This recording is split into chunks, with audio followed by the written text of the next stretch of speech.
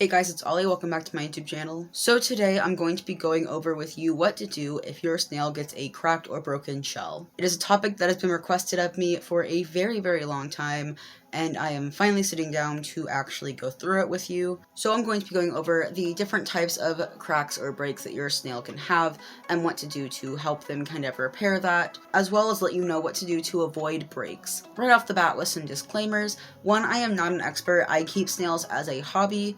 I am in no means an expert on this topic, so if do as much research as you can. Do not just take my word for it. Another disclaimer is that this is intended for garden snails. As far as I know, it is also true for giant African land snails. I don't know about aquatic snails, but this is specifically for garden snails, which is what I keep. I do have some notes here, so if I am looking away from the camera at any point, it is probably to look at my notes to make sure I'm giving you the correct information. Also, if you hear any noise, it's because I am in my sunroom. My ring light broke, and this is the only room that has a decent amount of natural lighting. So we're in my sunroom right now, and it's springtime, and there's a lot of people doing outside work or driving around and cruising, so if you hear anything like that, please ignore it. Sorry about that. Okay, so let's start the video off with talking about simple cracks. So just some tiny little cracks in the shell. Usually those heal on their own. Almost every healthy snail will repair cracks on their own, and it's not a huge thing to worry about. Just give them some extra calcium and they should be okay. If you are super worried about them, or if you have other snails that you notice might be rasping on them, you can move them into a hospital tank, but usually that's not required with small cracks. So cracks is super easy. There's not a lot of information there. Usually they repair it on their own, and it's not a huge thing to worry about. Most snails will have cracks. Sometimes it'll cause a scar, but other than that, it's not usually life-threatening. Alright, so now we're going to move on to the next level of break, which is considered a safe break. This is when part of the shell breaks, but doesn't have any meat underneath the shell. It's good when there's no exposed meat underneath the shell that breaks, because the biggest threat with breaks is the snail drying out or bacterial infections. So you really don't want those, and usually if there's no exposed meat, you're not going to have to deal with that. I have a couple of examples here to show you where these breaks can be on your snail. I have two different shell types here. So usually safe breaks are super common in giant African land snails, because they usually have this cone shape. Usually they're not straight up like this, but they have a cone shape. So the shape is, obviously this is a fake snail. This is not correct, but bear with me. Usually the break will happen on the tip here, where it's just shell pretty much underneath it. So usually in shells shaped like a cone, the tip would be around here, would be considered a safe break, because there's no meat up in this little spiral, this little tight spiral. More commonly on a garden snail, you're gonna see shells like this. So these are a little different. This is from a cornoaspersum. And if I can get it to focus. So on the cornoaspersum, I really don't know if you can see that. It's not wanting to focus. You can kind of see it. So on the cornoaspersum, you have that little tip there. You can't really see it on the side either, but you see that tip. It's the same type of tip. On the other one, it's just sideways and a lot shorter. So whenever you see that can also be a safe break, because if you look in the shell, you'll see that there is not, there's more shell there underneath that initial tip. So if that breaks, it's usually okay. Also, if the lip breaks, on this shell, the lip is actually gone. Usually are considered safe breaks. They can grow back pretty easily. So usually if it's on, like I said, the tip of the spiral and the lip, those are usually okay and can be fixed. On these breaks, you might also see some kind of covering or coating on or underneath it. This is the snail trying to repair it. It's called a seal, and if you've ever had a snail go into estivation or anything like that, you will know that is kind of what it is. They are trying to lock in that moisture, but instead of doing it on the opening of their shell, they're going to do it on the injury. With safe breaks, most snails will recover. They'll make a full recovery almost completely on their own. There are steps that you can take to assist them, but most of them will make a full recovery, and at the most will just have some scarring where that injury was. So things that you can do to assist a snail with that kind of a break to make sure that they don't get any type of bacterial infections or that other snails will make it worse, because sometimes if a snail is injured, other snails will climb aboard the shell and start rasping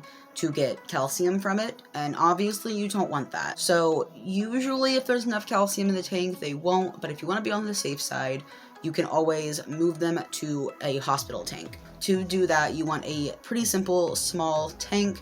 It doesn't have to be anything big. I've used critter keepers in the past, like those little plastic these, and those will work just fine. It doesn't have to be like super sterile or clean or anything. It's not like human hospitals. That won't do the snail much good. It's just kind of separating them from the other snails to avoid any further harm, and so you can monitor them and keep a good eye on them. Also keep that humidity a little bit bumped up, just a little bit, and make sure that they have some extra calcium and protein to kind of fuel that repair. You can make that humidity a little bit higher by adding some moss. You can get moss from online, from the pet store. Make sure that it is intended for like amphibians or invertebrates, and you should be good. Alright, so now let's move on to high-risk breaks.